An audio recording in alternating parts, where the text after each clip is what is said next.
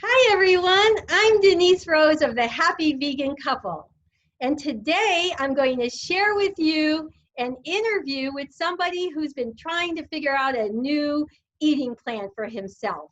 And his name is Tim Rosario, 45 years old, lives here in Tucson where I do.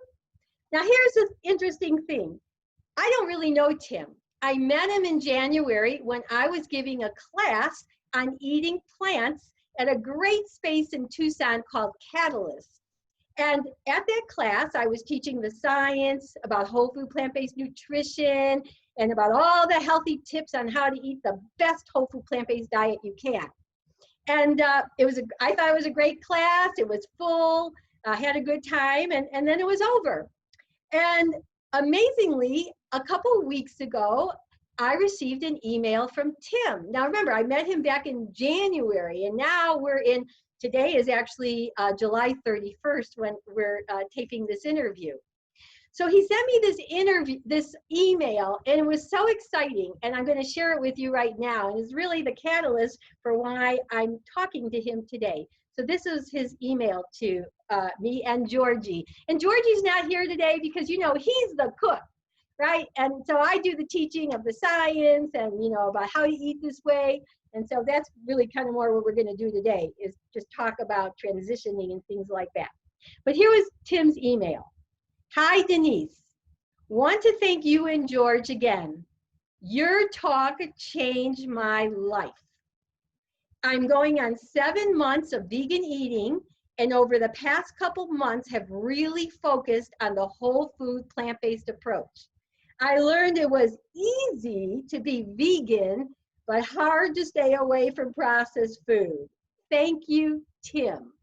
Well, after receiving that email, we were so excited. I mean, to feel like we've helped somebody change their life for the better. That is, of course, what Georgie and I love to do, and our passion for why we keep, doing all of this, our cooking videos on YouTube and teaching classes and having our Facebook site, because we're always wanting to help people who would like to transition for optimal health, and maybe they even care about those other reasons, the climate and the sustainability of our planet with our finite resources, and some people have compassion for animals. So there's 3 great reasons to transition. Any one of them or any combination is wonderful. And we'll find out today, hopefully, what Tim's motivation was, because I don't really know. So we're going to talk to him. We're going to find out what motivated him to come to the class and what changes he's made, if he's receiving any benefits yet, and what challenges, because when you're first transitioning, there's often challenges that happen.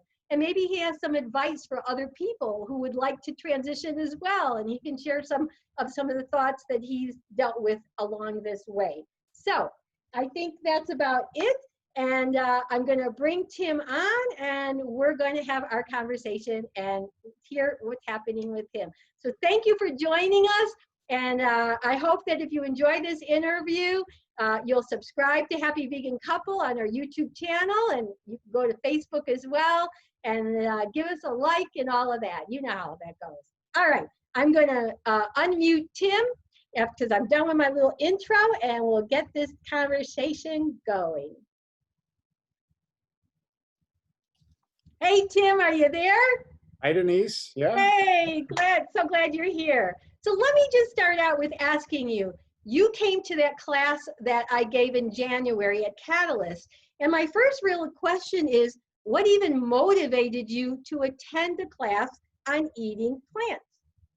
Sure.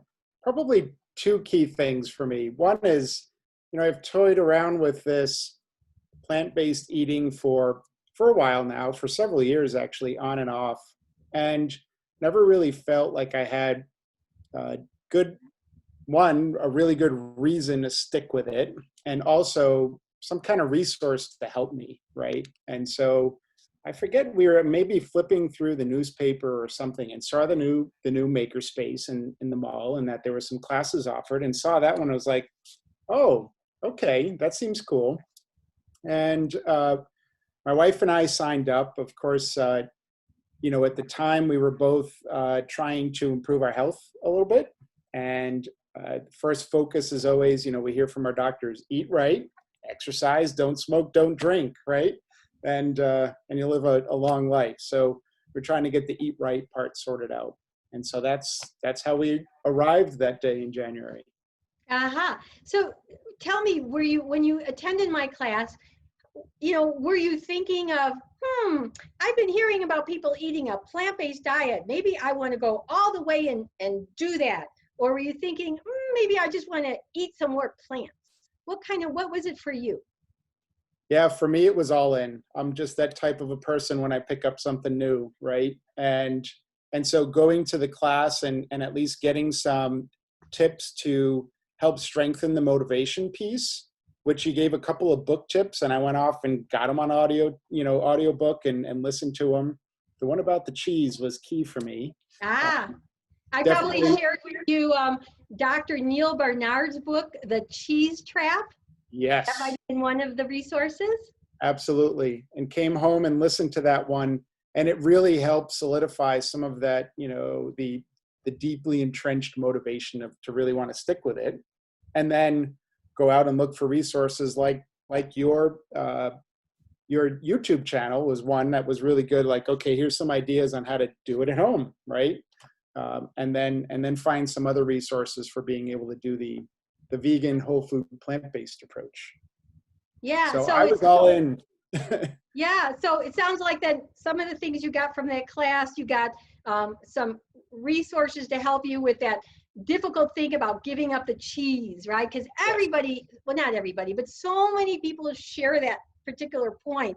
I can't give up the cheese. And of course, as you might recall, when I talked about it, what we know is that when people eat cheese, it actually brings something to their brain called casomorphins, which is kind of like, that feel good. If you were taking drugs like cocaine or something, you'd get that same kind of feeling, and that's what's in the cheese, and so that's one reason it's so addictive for people and hard to give up, so that was great. And then you said you just found some other resources too, as I was sharing all that.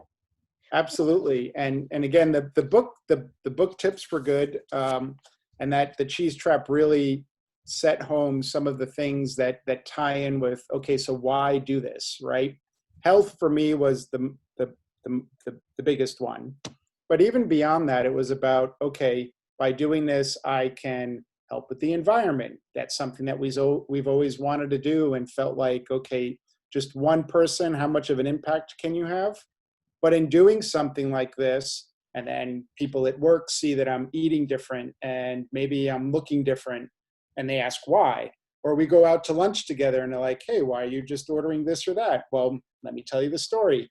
And then you become somewhat of an evangelist around, I tried this, it's working, I like it, so I'm going to tell other people about it. And that again, no matter what the reason, can have a big effect on those three things, right? So animals, environment, and health. And for us, it hit home in all three spaces. Wow, that's really cool that you felt all of that. Yeah. I don't know if you'd remember. I know it's quite a while in January, so if you don't really remember this, that's just fine. But I was just curious, besides the cheese part, was there anything about the science, part of it, like, maybe that you didn't really know before, where you were learning? Denise is teaching about, why eating plants is so much healthier for our body than eating the animal products and the processed food that, so many Americans are stuck on. Go to the grocery store, look at their carts, bag this, frozen this, instead of going to the produce department and just getting all your plants, in a fresh, natural way. Yeah, so was there anything about the science part of it that you might have remembered or not really? Well, what you didn't know, Denise, so when my wife and I are sitting there and we're kind of like listening and going, wow, first of all, this lady's got some energy. I want some of that, right? But what you didn't know. 68, yay! Exactly, right? You said that and we were both thinking, wow, okay, that's really good. So you're a great poster board person for this, right? And some of the benefits of it. But I was sitting there still skeptical, halfway in, going, she's quoting a lot of things, and I'm sitting there on my phone fact checking you, right? Ah, good. And the thing that I like the most about your talk is being an engineer. You know, it's good to have references and credible sources. And I'd say most, if not all, of what you mentioned in your talk felt like it was science-based and things that you could go find in a medical or some other type of journal that is peer-reviewed, that's backed with science and data, right? And so Right. for me, that was another thing that really resonated in being a believer in it, right? And losing some of that skepticism. And then it's the next part is like, okay, go do it and see how it affects me personally. So Right. yeah, the science definitely helped. Cool. Right. Yeah. I mean, when I teach, it's so important to share those references. And I'm always adding to my slideshows. You know, the more I learn and the more I teach, I find more stuff. So I don't really remember if back then I had some of the slides I do now, but like I try to show even what does the American Heart Association say? What does the American Cancer Association say? You know, the diabetes. And while some of these groups, they don't come out like, full blown, like, I might, because there's so many, competing political issues for these organizations with lobbyists and food industry and all that. But really, all these organizations acknowledge that you can be totally healthy on eating a 100% plant-based diet of whole foods if anybody wants to go that way. And we also know from the professional organization of the dietitians and nutritionists, they have this great position paper on this. And they say at any age of the life cycle, anybody can do this. You can be a parent, who's a woman who's pregnant can eat a healthy plant-based diet and get her kid ready for that. You can do it when your kid is a toddler, at any age. So it's really important. I agree to share all those resources. So let me ask you this. Maybe you could tell us a little bit about what your eating plan was prior to coming to my class, so we can get a sense of, how things have changed. Sure. I would say prior to your class, I had also kind of, over the years, it's ebbed and flowed in terms of healthy and clean versus not healthy and clean, maybe some meats, maybe not some meats. And for a while doing what I would call a pescatarian diet, right? Or Mediterranean, mostly for blood pressure and heart healthy approach.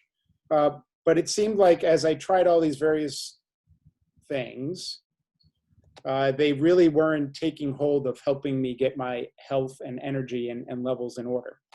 And so going into the class, we had just moved to the area. I had just spent probably 6 months as a bachelor eating out a lot prior to my family coming down. And so I was at a point where my weight was at its peak it had been, I think, in my whole life. And the latest visit to the doctor was like, you really need to get your blood pressure back in check, because even with the medication you're taking, it's a little high. And so it was clear that I was, one, just eating out too much. And then by virtue of doing that, the choices I were making were 80% of the time not good ones, right?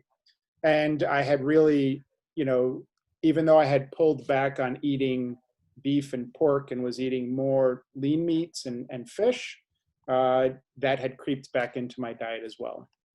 So I was at a point where I knew there were some benefits from things I had done in the past that I had just completely lapsed on. And so I really wanted to get back to that, and going into the class, that was where I was at. Cool. So bring us up to speed now. So we're like 7 months later. And so kind of tell us, like, what is your daily eating plan now? What does that kind of consist of? Yeah. So even most recently, some more feedback from the doctors, right? And trying to really get, as I said, to that whole food plant-based part, right? Because for the first few months, we found it was relatively easy to be vegan by all the choices that exist in the supermarket today. Again, not in those outer aisles, right? So you could go to the freezer section and find veggie burgers and protein burgers, and they're all plant-based. But you look at those labels and go, oh, well, they still have a lot of sodium in them. The ingredient list is well over 10 count with things that you can't pronounce, right? It didn't really feel like whole foods, even though we were able to, most of the family were able to eliminate dairy products pretty much across the board. And for the most part, eliminate meats, right? And so again, with those alternatives, and every once in a while, we'll still have those frozen veggie burgers, right, in a pinch for lunch or something like that. But really trying to focus on just cooking more. And of course, right now we're going through COVID and being home and not eating out as much, and so it was a great time to, again, be cooking more at home with ingredients that we pull out of the refrigerator. Mm-hmm. And that's Right. really where we are today, and I would say still minimally processed, right? Every once in a while, I like to have tortillas or chips with my fresh made salsa, right? So finding a balance that way. So can you give us, maybe we can just get into a little bit more specific, like maybe you could kind of tell us like what might be a day's worth of eating dishes for you, to give people an example. So like, do you start out with breakfast? I always start out with breakfast. I'm the type of person that is hungry a lot. It's rare that I feel satiated. And that's something I've been working on. So in the morning, most mornings, wake up, have some kind of oatmeal. I might include some peanut butter powder, right? Some of those peanut butter powders in the oatmeal with a banana and a cup of black coffee. And that keeps me good, usually through the morning. Sometimes I'll have a midday snack. That could be some kind of fruit that I grab for, an apple or something. And then lunch is sometimes leftovers from the night before, right? It could be a rice and beans dish that we made, or some of the leftover taco turned into taco salad, things like that. When we do the tacos, we do them with either homemade black beans or vegetarian beans from a can, or sometimes we use the, some of the soy crumbles that you can find in the freezer section. And then at night, really been using one good source of new recipes has been Pinterest. Pinterest, it's very easy to go in there and say, I want vegan recipes, vegan Mediterranean recipes, vegan Italian recipes. And so we really like Mediterranean food in our house. And so making homemade falafels is something I'd never tried before, and made it. And wouldn't you know, the whole family likes it. So now it's a new regular dish for us to have falafels with either hummus or baba ganoush and a nice salad. Mm-hmm. And so let's see, when you're in the evening, is your evening meal usually your bigger meal, or was that the lunch? Yeah, so it's funny, we just read something about eat like a pauper in the evening and a king in the breakfast, right? Prince at lunch. Prince at lunch? Yeah, so I've got the prince and the king flipped, and usually the dinner is the bigger meal, but we have been trying to work on that and make, at least if not breakfast the biggest meal, lunch. And so have a big lunch and then a lighter dinner. Right, cool. I'm just curious, what kind of oatmeal do you usually use? Which type, do you recall? Yeah, I do the instant usually, so that I can just mix a bowl either with fruit or the banana stuff and throw it in the microwave, and that cooks up nice and easy and quick. So I'm just going to give you a little tip, or and anyone else listening, in case you might just want to up it a little bit more for your health profile, because we actually did this in our house recently. So we were eating what we called thick rolled oats. So and organic. We mostly eat organic in our home, and I was wanting to try the most intact grain of oats, which is called Oat Groats. So like there's like a hierarchy of processing that goes on with our grains, right? So like Oat Groats is the whole grain of the oat, and you can eat that. And it's like very chewy. It does take longer to cook. And then Mhm. like you drop down from that, you get steel cut oats. You drop down from that, you get rolled oats. And then maybe you could get the thicker cut like I had, or just the regular. And then you could go down like to instant, which is maybe where you're at. So the Yes. difference, what's amazing about it is that the oat groats have way more fiber, almost like double. Just I'm going to compare it to the rolled oats that I used to eat, which and it'd even be more than like the instant that you're doing. Compared to the rolled oats, there's almost double the fiber in the oat groats, particularly also soluble fiber, which has some very important roles, like soaking up extra cholesterol in your body or hormones or things like that and taking it out. That's one of the reasons we want the soluble fiber. And so we've just kind of upped our health profile really by eating the oat groats over the rolled oats. So it's something you might consider. The funny thing is we decided to like redo our oatmeal bowl video. We had done one when we first started our Happy Vegan Couple YouTube channel, and that was with the rolled oats. And it was like right after that we finally transitioned to the oat groats. So I'm gonna at some point do another video to show people how to do that. We kind of cook the oat groats in our Instant Pot, like we make a bunch of it like for the week. And then in the morning when we make our oatmeal, we just take some out, throw a little non-dairy milk in it. And for us, that's unsweetened organic soy milk. And then we throw in all our other fixings into that bowl, and that becomes our breakfast. So anyway. All right. Yeah, I like the tip. Intact grain is the thing. The higher up you can go on that, the better. That's and another example of that is like when you were talking before about sometimes you still like to have tortillas and stuff like that.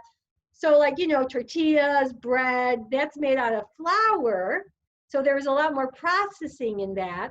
And if you wanted to go up the intact grain, then you would be eating, like if you were going to use a wheat product, you would eat wheat berries, which a lot of people have never tried. And when we teach, and we're able to bring food or cook for people, like for example, that's one of the things we love to share with people are wheat berries, because they're very chewy and they're very yummy and they're very healthy. And for our body, it's actually healthier than eating when it's processed into flour. Doesn't mean we never want to eat the flour products, but we don't want to just depend on that and stick with those intact grains. So I can't help but teach, it's just, I'm like, love this stuff. So I hope it's okay. I'm sharing that with you.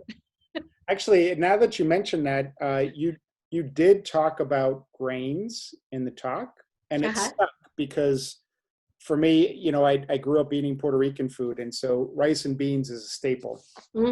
And one of the first things I did was, okay, let me find a good grain of brown rice that works well with making those rice and beans dishes. And unlike going from, say, white flour to whole wheat flour for bread, it seemed like less of a drastic change, to the point where I was able to sneak it in on my kids and they didn't even notice, right?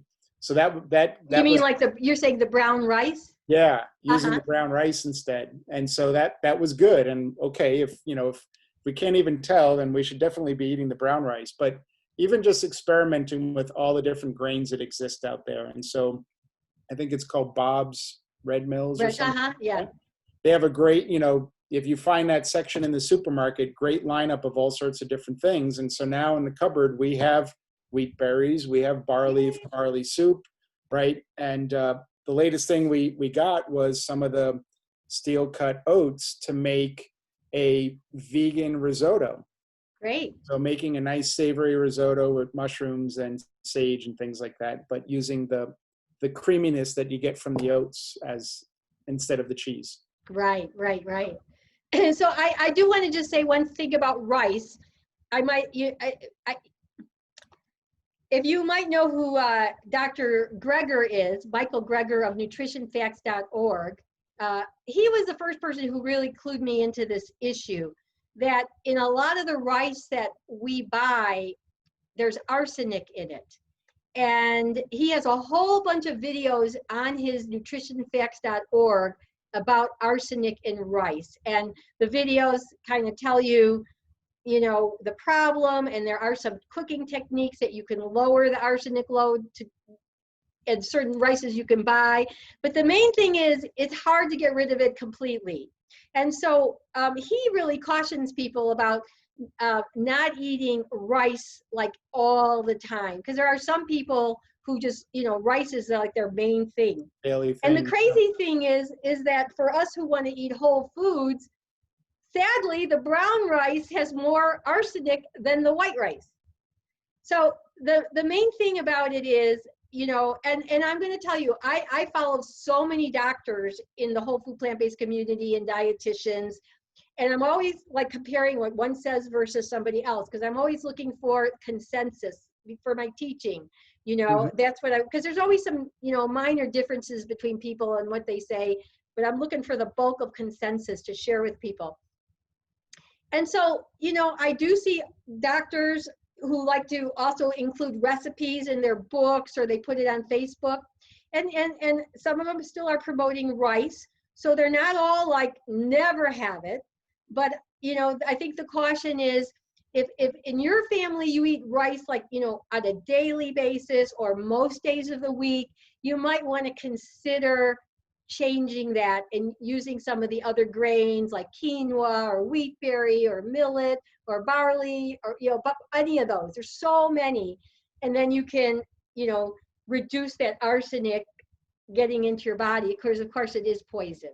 And it's hard to know how much is too much. I realize it's in a lot of water systems too, but anyways, I always like to share that because I thought Dr. Greger, he put a lot of focus on that. And I've seen it. Consumer Reports kind of started that many years ago. I don't know if that's where he always reads the medical journals, so I'm sure that's where he saw it. Anyway. All right.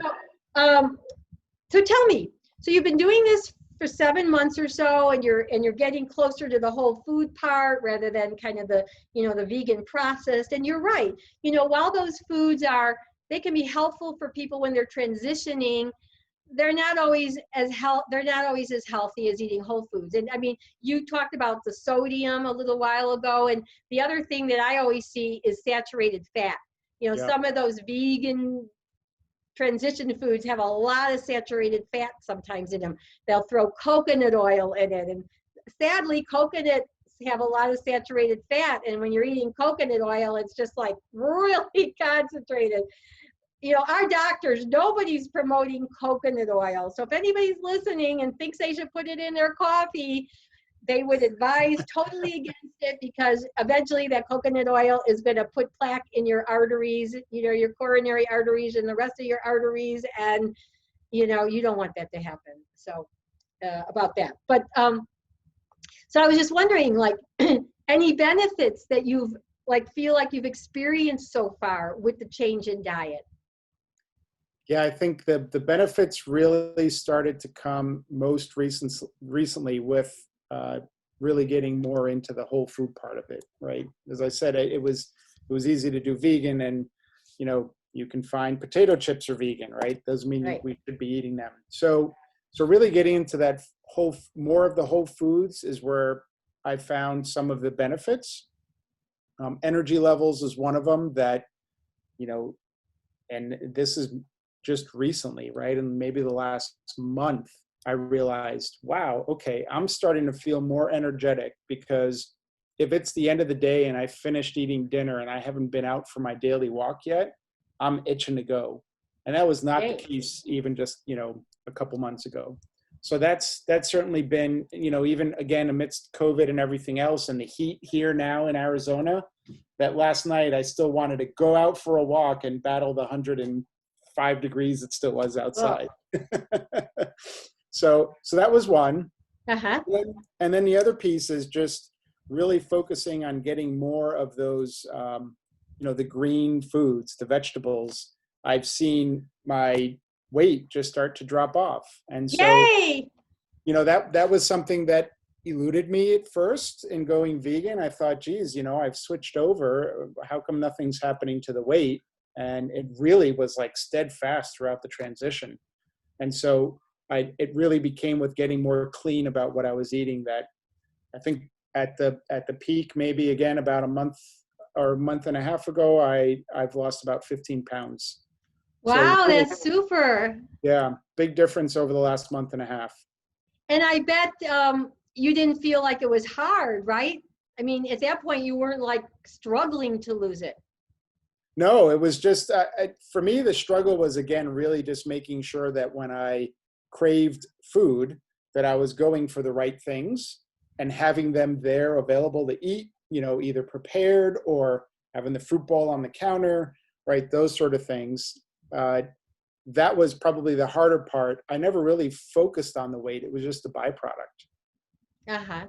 Yep. What about any of your labs or your blood pressure? Have you any benefits yet with that, or you're still waiting for that? I have seen actually a marked improvement in blood pressure as well, although I can't say that's entirely from the diet because I've also been doing some medication changes. But, I think the vote's still out, and I'm hopeful that this time next year when I go in for my annual physical and we'll look at blood work, that maybe we can make some improvements on my medications. So you haven't like had a new lipid test, right, to see like cholesterol levels? You haven't done that since you've really changed? Well, I did it maybe back in March, and I Okay. would say at that time, I don't feel like what I was Yeah, doing then would have had much of an impact. right, because you were still eating more of the processed foods, right? It wasn't Correct. quite as, yeah, yeah. So So, you're right about that. yeah, and an interesting story just on that saturated fat, right? Uh-huh. It is tricky. And, as you talked about, I think you call them these transition foods. You know, you can go out and get a slice of vegan American cheese, processed American cheese, and it's going to melt and create a wonderful grilled cheese if that's what you're craving for. But that slice of cheese is going to be worse for your health than just eating a slice of American cheese because of all the saturated fats. And I just happen to grab one and look at it and go, oh, these are great. Too good to be true? Yes, it was too good to be true. Made with, I think it was palm. Palm kernel oil Yeah. or something like that. Yeah. The Coconut, palm, top ingredient. both of them are bad. Yeah. Yep. So, again, trying to, even when having some of those alternatives, trying to stay away from the ones that are processed. Yeah, We'll get there. I'm trying. I was on Facebook today, and I was on one of the vegan sites, and somebody was promoting some new product. I don't remember, was it Trader Joe or whatever, and they showed the ingredients. It was a process. It might have been a dessert product. I just can't remember which one. I'm reading the ingredients, and I'm seeing. Oh, I know. First, it was white flour. Okay, not whole grain flour, so white Yep. flour. Then it had the oils. I think it had palm oil and it had canola oil. And then I saw the sugar. And I'm like, oh God, okay, it's vegan, but it's not healthy. Yeah. And I'm always seeing people promote this stuff on these vegan sites. And, I understand people still want their treats. I just hope that, they're not eating them all the time, because that's not going to help us, Yeah, in terms certainly. of aging well. And I maybe that's another one of the key takeaways from the class, Denise, was that going into it, I did not really have a good idea of what the difference was between being vegan and being whole food plant-based. Yeah. And so it really is a big difference. And hey, if you want to be vegan because you want to, on the animal side of things, take that route, and health really isn't a concern, okay, there's tons of stuff out there that you can go for that are good alternatives now on the market to meat or dairy based stuff. But if you really want to do the health thing, it's like the whole food plant based is really the Exactly. Right. That's where you focus got to be. area. Yeah, absolutely. So that's so exciting. So we hear that the benefits so far in the 7 months, and again, most of it's probably been the last few months as you've been eating more of the whole foods rather than those processed, but you have more energy, you have weight dropping off. And I'm sure when you do get your next blood test, if you keep up on this path, that you will see some good lab levels as well. I mean, without a doubt. Yeah. It doesn't mean that it will be perfect. because there are people, we can eat a great whole food plant-based diet, and some of us can still have some issues, but at least we know we're doing the very best for ourselves, right? Rather than not the best, right? Yeah. That's right. And I think it is a big difference on, and this is just a personal feeling, but if we're eating well and exercising, even if you are the type of person that needs to take medication like I do for blood pressure, it means that I'm taking less medication and it's trying to battle what's going on in my body less. And to me, that just sounds like the right thing to be doing. Absolutely. It makes all the sense in the world. So, Yep. so let's talk a little bit about, challenges, because I'm going to assume that you've probably experienced some. It's usually, people, you've already talked about one of them, which was you had to figure your way through this path, of getting rid of just the vegan and getting into the whole food. So that was one challenge, and you're on your way there. You got that. Yeah. But what else? Have there been some other challenges that you're, having to strategize about? Well, of course, I don't live alone, right? We're a family of 5. And it certainly helps that as a family, we are on board with making these changes. At first, it was a little harder for the kids. My youngest, actually, he'll actually ask now, Javi, do you want a hamburger or do you want, a veggie patty? It's like, well, yeah, I want the vegan one. Okay, sure. Right. And so he's asking now, right? Proactively looking for that. And we talked about the benefits. We talked about the 3 benefits with them, and they resonated different with each one of them. Right. So tell us a little bit. I'm curious about that. So Sure. share, unless you don't feel like you should talk about them, but if you feel you could, maybe you could just tell us about like how, the different kids, what relates for them. Yeah, absolutely. So for my youngest, he's our sports guy. And to him, if he can do anything to get an edge on his performance, he'll do it. And he heard that this could help with that and was like on board. Hey, I want to play the best basketball game I can. And if eating vegan is going to do that, I'm in. Right.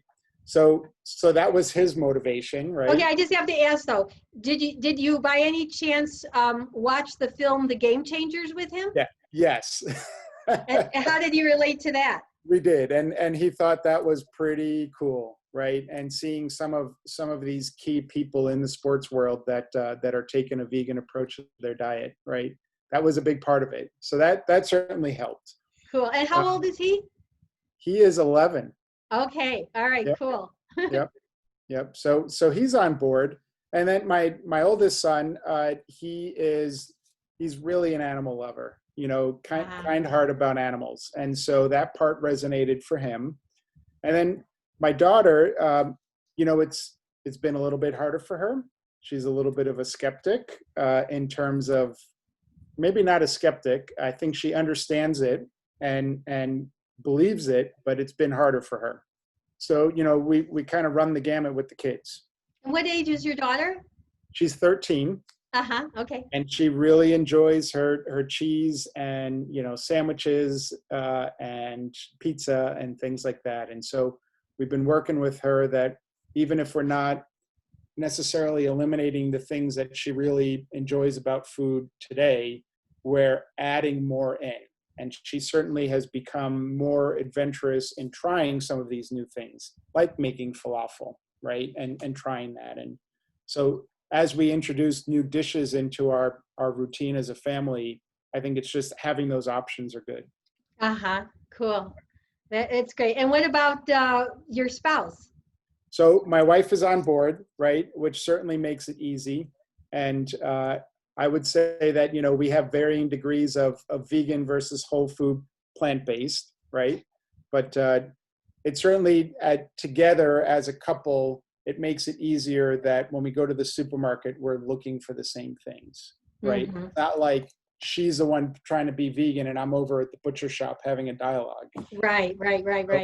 So that certainly helps. And, when it comes to processed foods with the kids, it's a little bit harder. We always have chips in the pantry and they haunt me anytime I go in there. So chips is definitely my own personal weak point. And so as a family, it's really hard to just say, well, don't have them in the house, right?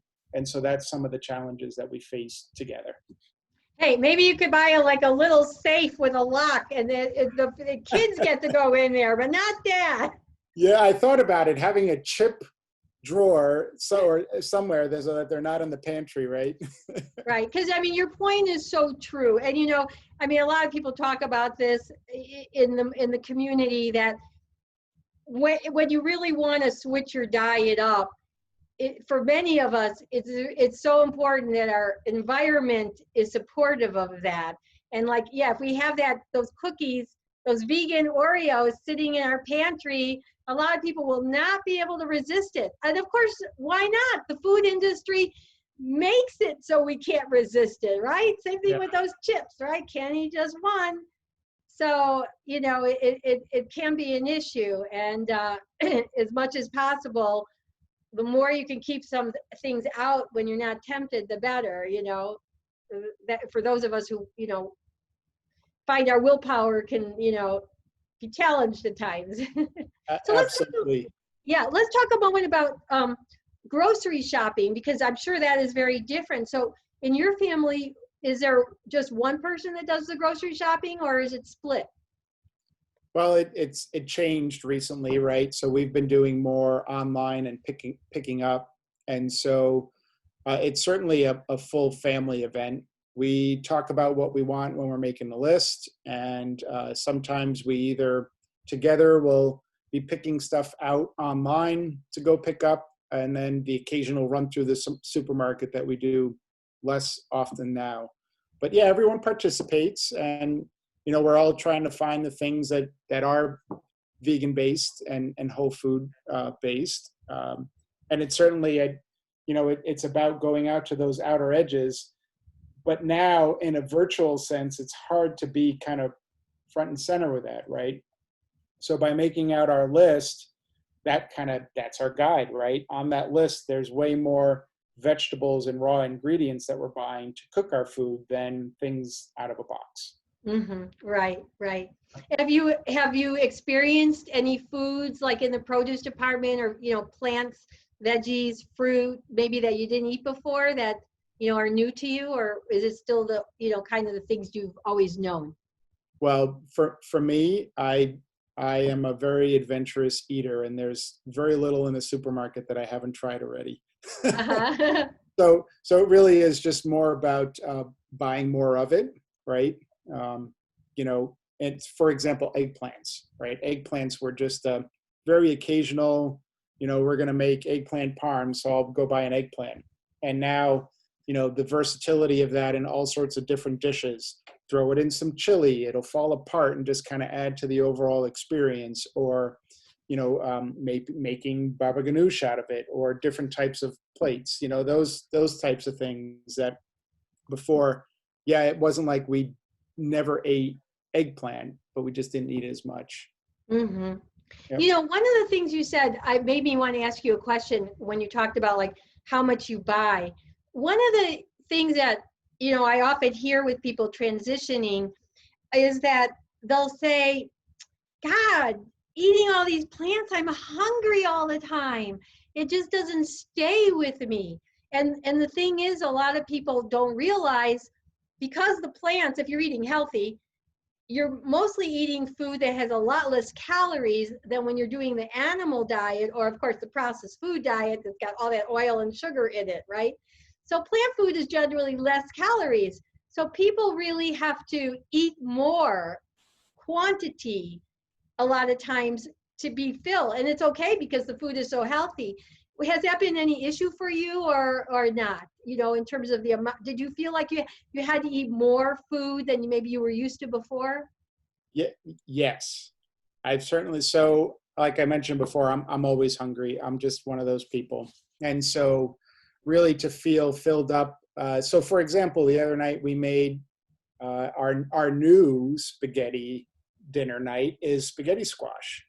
And so, you know, my favorite friend now, and trying to really figure some of this stuff out, is my scale, right? So I've been really crazy about tracking and weighing all of my food.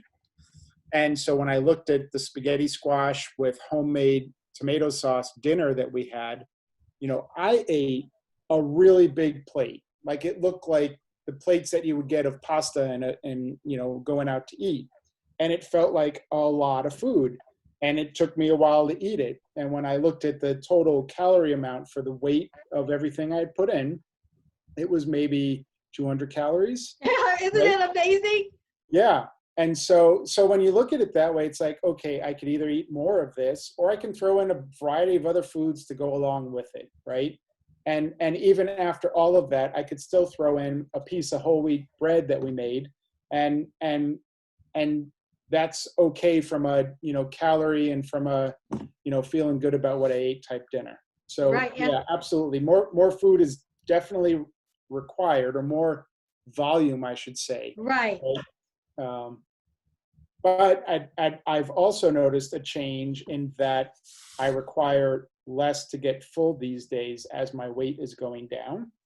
And so I'm still just continuing to monitor and adjust.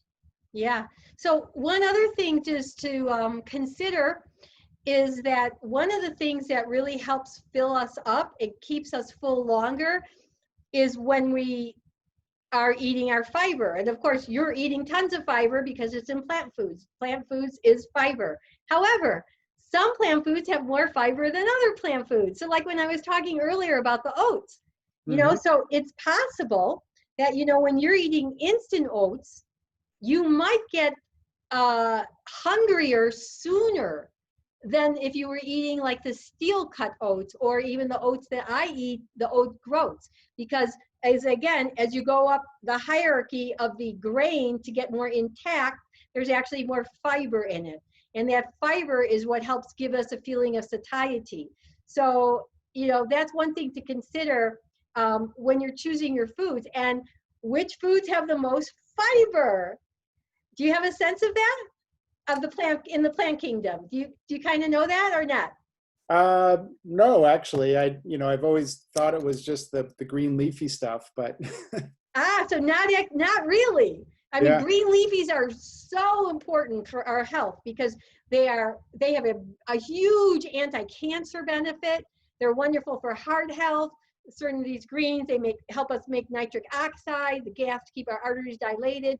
So those leafy greens are wonderful, but they're really not the most fiber. And the two groups that have the most fiber in the plant world are actually your legumes and your whole grains. So like, what do I do in the morning? So I eat my Oat Groats, which I told you has way more fiber than just even my rolled oats, almost double, not quite double, but almost double. And then I started doing this maybe, I don't know, 6 months or 7, no, longer than that, sometime in the last year. I said, you know what? I want to eat some legumes in the morning with my oats. 2 reasons for that. One, I'm getting my extra protein boost because legumes is like one of our biggest protein categories in the plant world. And it's like suggested, like Dr. Greger will say, you know, try to aim for 3 servings of your legume group a day, which if they were like whole beans or whole lentils, that's like a half a cup each time. It's Mm-hmm. less if you were doing hummus because it's like concentrated. So, you know, I want to get like, you know, a cup and a half of my legumes in every day if I can. So I pretty much eat a half a cup of legumes in the morning with my oatmeal. I usually eat cannellini beans or pinto beans, and I'm actually also put in a little green in there. You know, we're growing some chard in our garden. I'll go out and grab it and cut it up, and, you know, stick it with my beans. But the other part about it, besides the protein, is it's giving me extra fiber and Sure. you know, good quality fiber, so that I'm starting my morning with a bunch of fiber in my body, you know, to give me that satiety, but also because the more fiber you eat, the better your microbiome is in your own gut. When you eat fiber, it grows this really healthy bacteria, and then this really healthy bacteria grows these short chain fatty acids, one of them called butyrate, that some people have heard of, and this is like I shouldn't use the word miracle. This is like such an important part for your body to make this short chain fatty acids, because it does amazing things, including keeping down inflammation. And so many people have chronic inflammation in their body. So anyways, that's just a little tip for you. You know, the more you up your fiber with your legumes and your whole grains, and then again, the more intact the grain, the more fiber it has.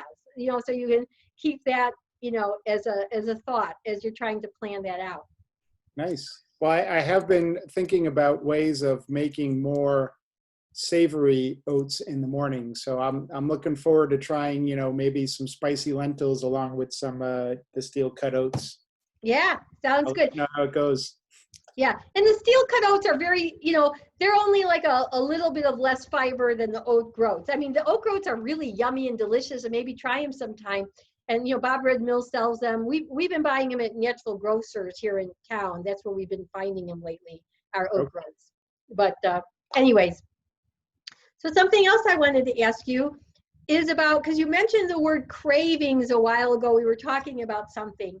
And, you know, a lot of times people will say when, you know, they're trying to transition their diets from, you know, kind of more the animal process to more plants, they'll go, oh, but I still like, well, your daughter, for example, she doesn't want to give up her cheese yet. You know, she still loves that cheese, right?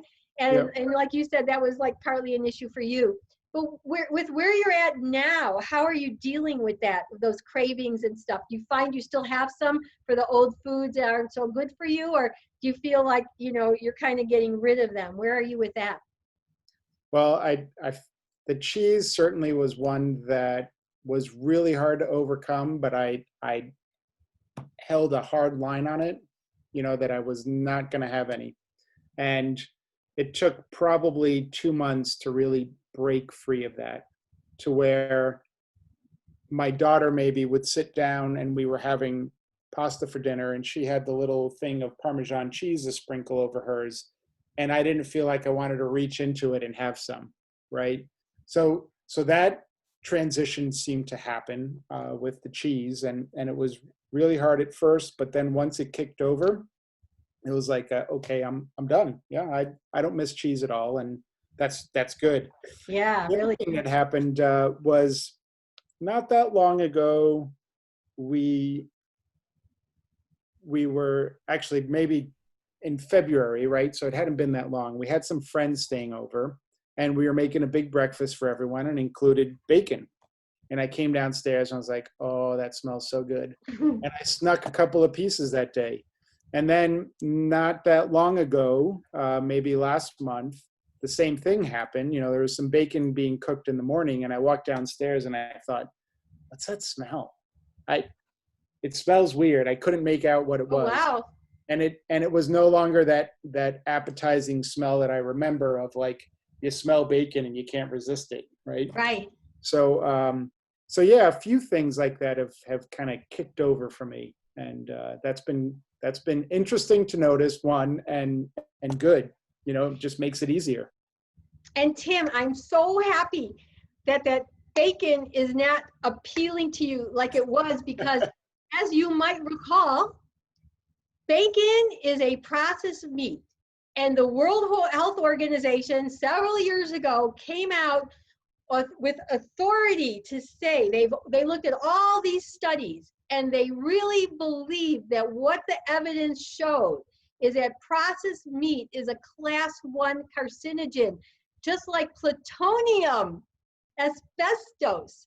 You know, so I mean, it actually hurts me to know that people are still eating this food, you know, in the amounts they are, because they are cancer causing foods, right? And, you know, so many people give this food to their kids, hot dogs, the pepperoni on the pizza, the lunch meat, the sausage, and they're like potentially setting their children up for cancer, like in 30 years, right? Because cancer takes a long time generally, you know, to grow and show itself in your body.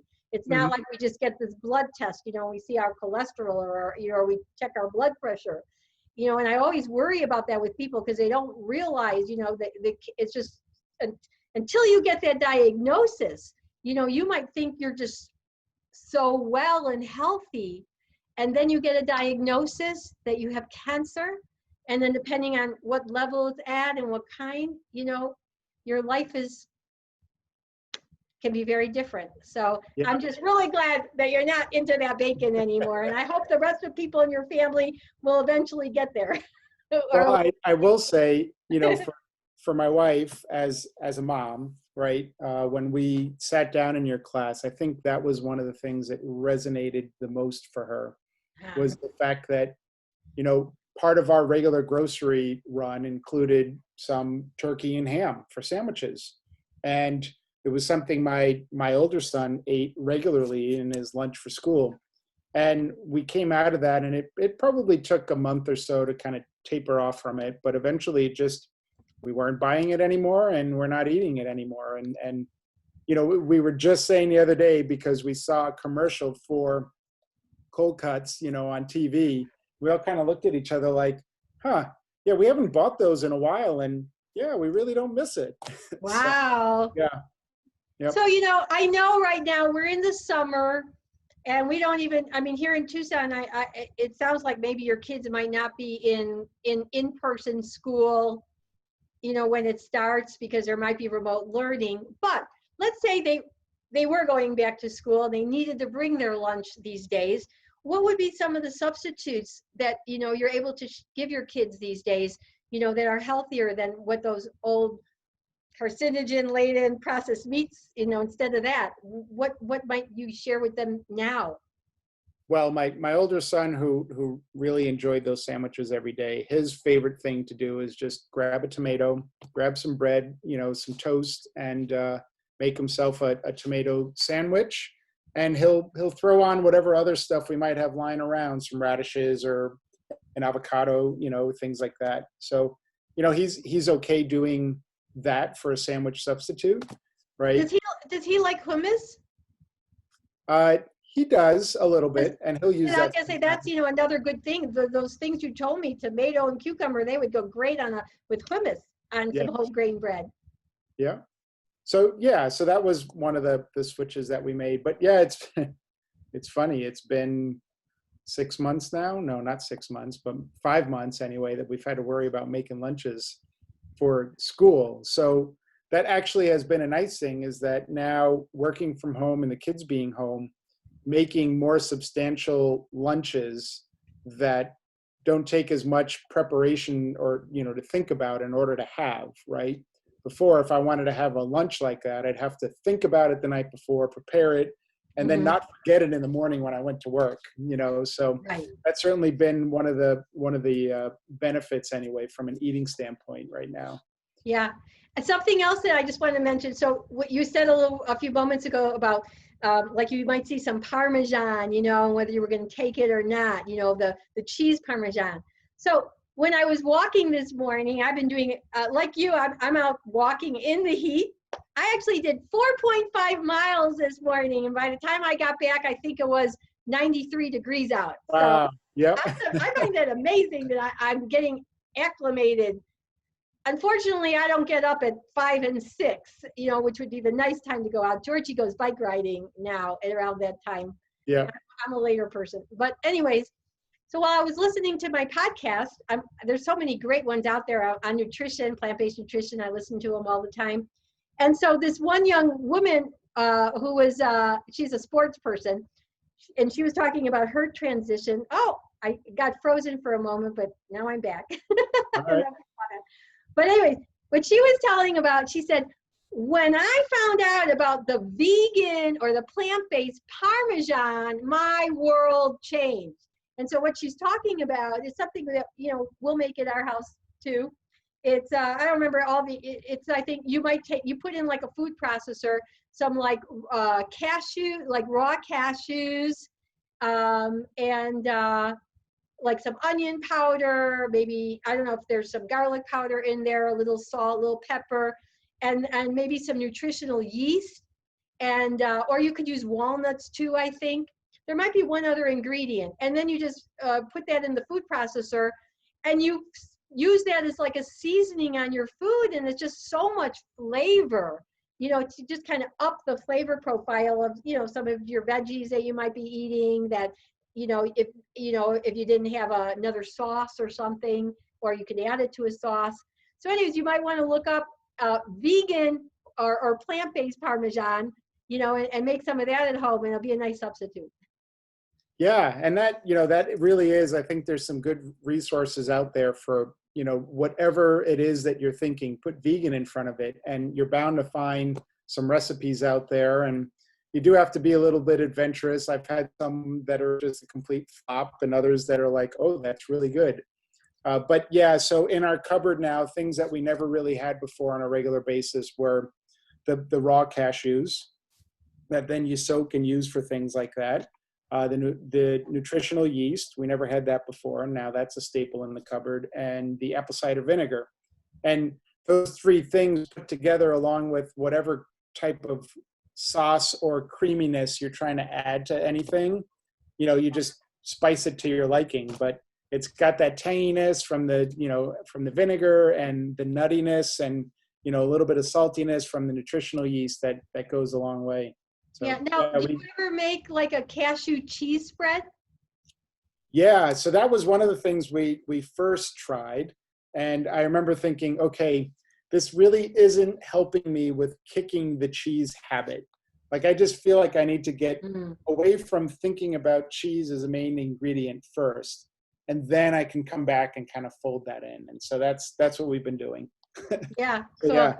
Yep, the Cheese Trap has some good cheese alternatives in it. Yeah, the back right. part of Yeah, in fact, we love, well, I'm sure there's several recipes, but we're actually in a couple days going to have a kind of our mac and cheese that we make from that, except we add a lot of vegetables to it. Dr. Barnard's recipe, well, he didn't write it, but somebody wrote it for him. It has a great sauce with the pasta, but I wanted a lot more vegetables. My thing is, I want to eat my whole grain, but I want to eat more vegetables than the whole grain. So, I'm always going to throw tons of vegetables. And then I think I threw some beans, cannellini beans in as well, because I always want to make sure I get those legumes, throughout my day. Nice. Yeah. So we talked a little bit about kind of what your daily eating plan is, but I was just curious, have there been any particular dishes like that you have found that are in your top, 3 or 5 that like you're really loving every time, it gets pulled out for food, for one of your meals? Well, taco night is always a big hit here. So that's been one that we can dress up and do as a family, and the proportions of it feel right. Right? When I look at the plate when we're having taco night, which it really isn't just your typical tacos, what's on the plate is a small amount of processed grains and I found a sprouted whole wheat tortilla that actually also has a low amount of fat in it. So having that on the plate with either, homemade beans or the veggie crumble, right, as the meat, and then a pile of veggies on top of it, right? And so the proportions seem right, the flavors are right. Throw in a nice homemade salsa on top, and it's like that's a really yummy meal that everyone in the family enjoys. So that's one. Great. The other thing that we started doing is having baked potato nights. And again, it's a big hit with the family because we can put out sort of a baked potato bar with all sorts of options. And again, put things on top of potatoes. Okay, I'll be right over. When's the next one? We just had Wow. it last night. Oh, nice. But yeah, we got some really big russet potatoes that were we weighed them. They were 3/4 pounds a piece, right? So, but a nice big baked potato, skin and everything, and then throw some veggies on there. We found some vegetarian baked beans, which kind of adds some of the flavor to it, and different types of vegetables, and off we go. Nice. That's another one that's been good, and certainly fills you up at the end, at the end of the meal. And then I mentioned the spaghetti squash. So that's something, even here with the heat, chop it in half, throw it on the grill, come back in an hour, scoop it out, and you've got a nice, pasta dish that you can eat that's basically just vegetables. So Sounds good. I would say those are some of the staples. Uh-huh. Yeah. So, sounds great. So, I want to ask you like another challenge question, just to hear. So it sounds like, things are going fairly well in your own family unit, with, people saying, yeah, I'm willing to try and eat that. And, each of your kids, have a different part that they're relating to, your boys in particular, and your daughters, coming around. But what about outside the family unit? Are you finding challenges at all with like other extended family members or your friends when you eat with them, or how is that going, for you? Well, we've got some wonderful friends that we went to go visit just earlier in the week, and they said, "Hey, do you want to come over for burgers? And by the way, we're planning on getting some vegan burgers." Right? So it was really nice that one, friends are considerate in that regards, knowing that it's something that we're trying to do, and they're willing to play along, right? And accommodate us. So that was really nice and a nice surprise. And we were able to go over and enjoy a dinner over there and eat like if we were at home. We didn't have to sacrifice to be able to hang out with them. So Cool. that was an example. My family, we're Puerto Rican. Pork and rice and beans is a big part of the diet. And, we all have our COVID chat going on and sharing what everyone's eating. And of course, the family likes to pick on me every once in a while, like, what are you doing? Right. And it's in, I'd say in good humor, right? But at the same time, they're seeing that I can not sacrifice some of the things that we typically eat as Puerto Ricans and taking a different twist on it, right? So Right. like I said, the rice and beans with the brown rice, that is one that doesn't feel like you're sacrificing. Of course, there's lots of pork dishes that they're just pork dishes, and there's really no way around it. But being able to do, for example, like a jackfruit barbecue, that was one that we tried and thought, oh, this is really a really nice substitute to maybe some, barbecue pulled pork sandwich or something. Right, exactly. And I know a lot of people in restaurants, they're using jackfruit exactly in that way. Yeah, So I'm glad you found that. And and you're so right. For some people, I mean, food is so cultural that that's part of the issue for some people. It's like, it's their life, their memories, their family, their good memories. It's like, how can I give that up? You don't really have to give it all up. You just have to make a few substitutions. So, yeah, usually it's just like take out the meat part and and basically usually stick in some kind of legume. In many cases you can, whether it's lentils or some kind of beans, or and then your sauces or whatever. But you can plant-based almost, I think, many of the dishes that people like, especially all the different ethnic cultures. So I was yeah. curious, how about plantains? Isn't that part of the Puerto Rican culture to some degree, or am I just thinking that's more Cuban? I'm trying to remember. No, plantains certainly are, and mofongo is something that you would typically make with pork cracklings and some pork fat in them, right? And we've certainly found ways of making those things, but the hard part too is that a lot of the Puerto Rican foods are fried, and so Mm. again, there's no way around getting that exactly. But we can make empanadas that are baked, or we put them in the air fryer, and they come Oh, out pretty good, right? It's not that same crispy thing that you're going to get out of a fryer, but hey, for the health benefits, it's a pretty good alternative. yeah, and that's so important. I'm glad to hear you talk about that, because one of the issues that a lot of people have is the oil. And most of the doctors in the plant-based community, suggest that people kind of keep their oils low. Some people say avoid them altogether. There's some debate on that particular question. But none of the doctors or dietitians in the plant-based community are like, eat oils to abandon. And one of the main reasons is, I mean, it's just so fattening.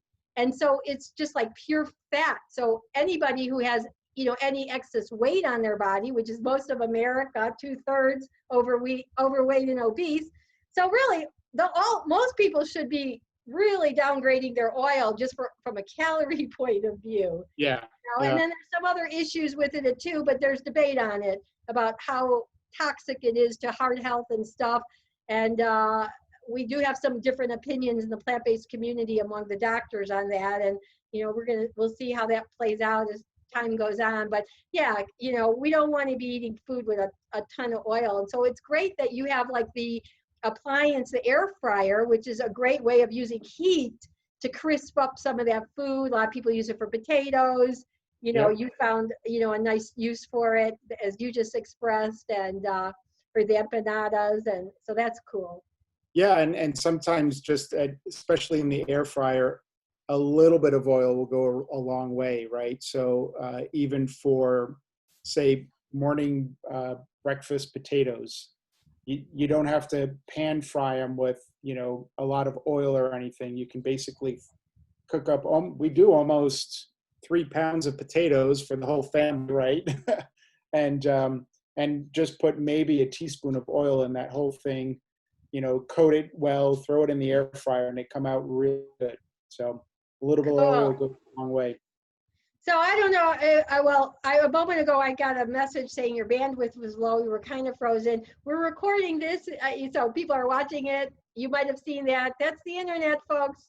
But thank God it hasn't been happening through most of our interview. We're getting to the end of it. So thank you, everybody, for staying with us. And sorry when we have these little technology things. I certainly don't know what to do about them. But I was just going to say something about what you had just said about, and I got distracted because of the bandwidth message. The last thing you said was what? The air fryer and a little bit of oil going a long way. Yes. And I was going to say potatoes. So similarly, Georgie, we eat potatoes almost every day. We typically eat the little yellow or the red ones. And what he likes to do is he'll cut them up. Let's say he's going to make like little wedges. He'll cut up the 3 pounds of potatoes.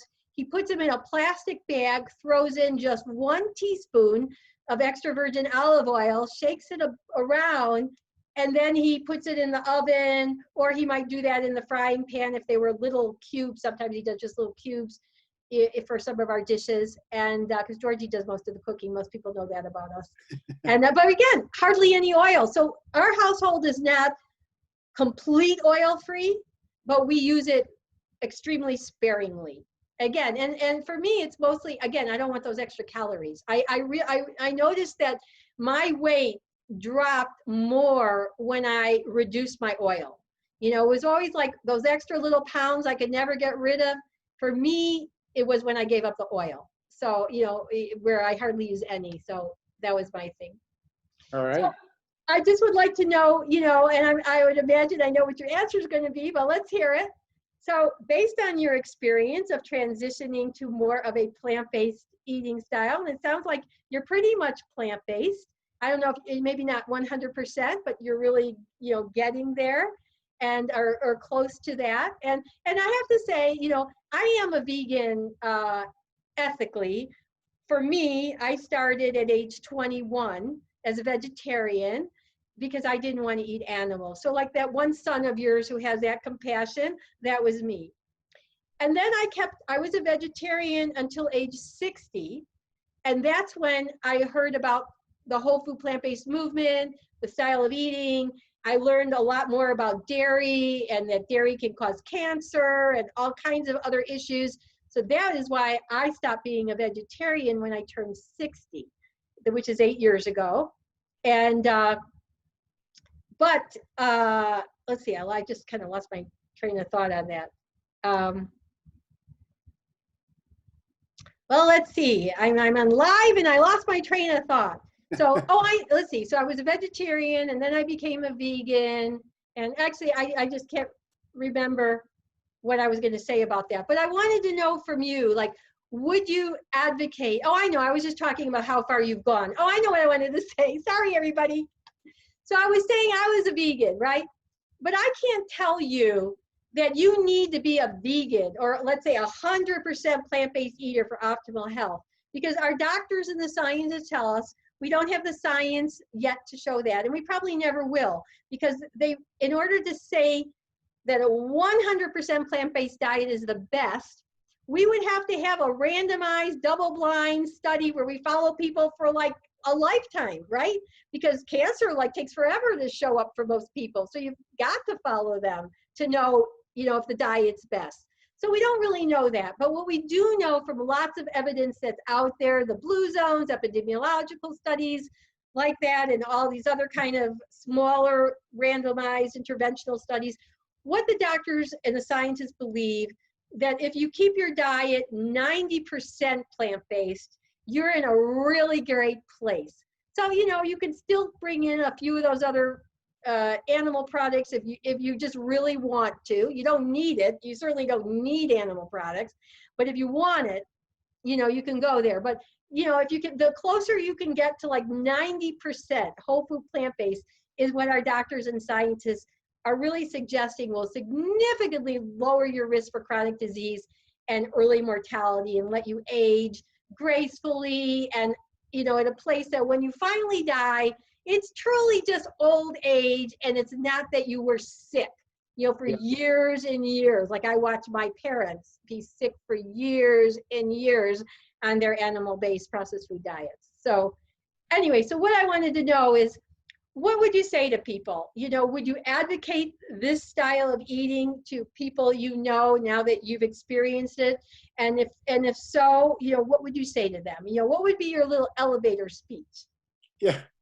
Well, I'm certainly not one to push it on others, right? But I certainly feel like in various social settings, I will let people know that this is what I'm doing and why I'm doing it and some of the benefits I've seen, and would certainly, let me rewind for a bit. For a while, I was a yoga evangelist.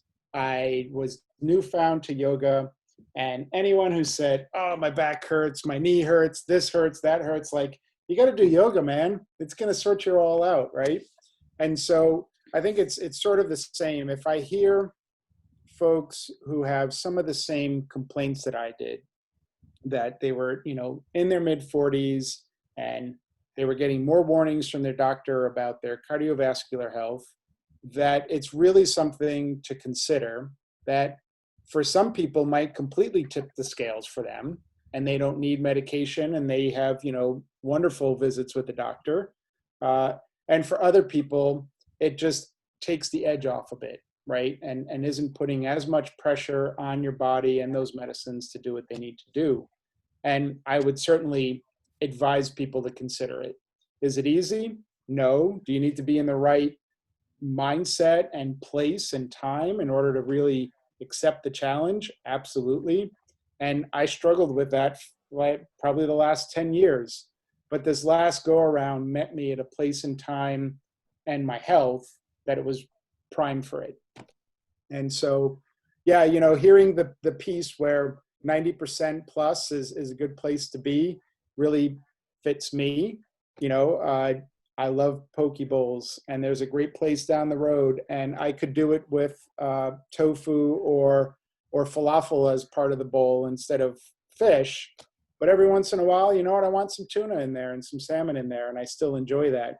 So, but if I look at where my diet is today versus where it was before we met in January, it's certainly taken a big change, and a change where that is very much the exception versus the norm.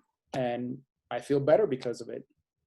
Yeah, and I appreciate so much that I had the opportunity, to help you along the way. And God, I love learning this stuff. I mean, really, I can tell you, I listen to these podcasts, I just get excited. Oh, I'm going to listen to a guy talk about IBS today. It's like, it's just so interesting, because I didn't come from a science background. I'm a sociologist by training, PhD sociologist. And I just, science, the hard sciences was never my thing. So now that I'm into all this, it's like, I really want to know, I want to understand, what does that butyrate do? How does it do that? And I can't understand all of it. Some of it's definitely above my head, my ability to understand without it having a science background, chemistry background, all that. but you can get the main points that, are most important for giving us guidelines in life, to help us. But I want to just, pick up on one thing you said. So you said, and I appreciate this too, you said it's not easy in the beginning. And I think for most people that's true. Now, one person that it was a little different for was Georgie. When I got together with Georgie, actually, a part of that getting together was he told me one day, I'm going vegan. And I'm like, you are? And I knew him from work. And I was entering, getting a divorce from my husband who lived in Chicago. And this guy tells me he's going vegan. And anyways, from that kind of opened the door. And Georgie actually transitioned overnight, completely overnight. I mean, we weren't even a couple then. And it was his way of maybe seeing, maybe we might be a couple someday, because he knew how important this was for me. My ex-husband, he was wonderful for me in this way, in the sense that in our house was a vegetarian house, because that's what I was at the point. So we didn't bring in, animals' bodies into my house. And when I'd eat out with Larry, he would not eat animals in front of me. And so I appreciated that, because I had that ethical thing. And, I understand people who don't have the animal piece, they may not really get it. But for someone like me, if I'm actually watching somebody eating an animal, it creates tension for me. It creates emotional, and I have to try my best to be able to go with the flow. Otherwise, I would never be with anybody, because the world is not yet a vegan world. But it does create, some dissonance for me. And so, as much as possible, I like to eat with folks who are not eating animals in front of me. And, they could do that when they're not with me, is how it's best for me. But anyways, I know most people will find it challenging in the beginning, because they get those food cravings and they're used to what they're used to. But I'd like to know, do you anticipate the longer you do this, that at some point you might say, you know what, it's pretty easy actually now? Do you think you'll get there, or not really? Well, I'll say at this point where I am, probably the vegan part is easy, and it's the whole food part that's still a challenge, right? And I hope I get to the point where that's no longer a challenge, right? I think probably what's going to help that the most is getting to a point where my quiver is full of all sorts of different options for cooking that way. Because I am a very varied eater. I will eat all sorts of different stuff. And I do get bored with food. As much as I try to have, oatmeal every day, there's just days where I come down and that's the last thing I want to have. And so having 5 other alternatives to that would be good, right? So to me, I think that's the piece that will make it easier, is just building up that, that the various different, not only basic ingredients, but also recipes that are easy go-tos. Then I'm in. Have you tried the tofu scramble yet? I have, yes. And that's actually good. And we made one that was, that had more of an Asian twist to it, because my younger son really likes Asian flavors. And yeah, throw some ginger and garlic in there and a bunch of cabbage and, some carrots, and it's really good stuff. Right, with some beans on the side. Yeah. Right, black beans. Puerto Ricans eat a lot of black beans, don't they? Black and pinto, yeah. Yes, well, and those are my favorite. So have you guys bought an Instant Pot yet? We have not. So just the only reason I bring that up is because, eating beans, it's so easy to make the beans in the Instant Pot. I mean, it's not hard on the stove, but it just goes faster in the Instant Pot. And we'll make a bunch of it in the Instant Pot, put some in the fridge, some in the freezer. So we'll have maybe make 3 cups of beans at once. Well, you have a family of 5, that would probably go right away. We only have 2 people here. Yeah, it does go quick. Yeah. Yep. Well, Tim, I have just enjoyed talking to you so much, and hearing your story and what's been happening, and before we go, I just want to check whether there's anything else that you would like to share, for anyone listening, that maybe we didn't get to yet, that you think might be an important thing to say. Is anything that is still remaining to be stated? Yeah, I think we covered it pretty well, and I certainly appreciate, some of the things we talked about today help remind me or solidify the things we talked about back in January. And it has been a while. So thank you for that. And I've certainly enjoyed the conversation as well. Well, cool. Well, I just want to remind you that you're always welcome to contact me to get a question answered, or if you need a suggestion. I love talking plant-based. I am so willing to help people. People know, I keep telling people, you need a mentor, I'm there for you. This is my community service. I don't even want to charge you. I don't need to do that. I'm retired. I live on a very moderate, but I'm okay. What's most important to me is just to try to make a difference in the world. And of course, the more people that eat plants, we make such a great difference. Your health, knowing that, you might not suffer from a chronic disease, and that your family doesn't have to go through that with you, right? Or that you don't have a loved one that's going through a chronic disease. That's priceless. I had parents who were sick, and this is kind of why I talk like that, is like I felt the anxiety of my parents' illnesses, as I was growing. And most of them were, once I became an early adult, because, things don't really happen to a lot of people until they're in their 50s, and older, sometimes in their 40s.